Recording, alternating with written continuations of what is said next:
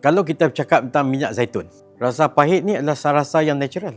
Itulah tanda keaslian minyak zaitun. Rasa pahit, rasa pedas dan ada rasa lemak. Kerana minyak zaitun ini mempunyai kandungan polifenol yang tinggi dan juga mempunyai oleic acid yang tinggi.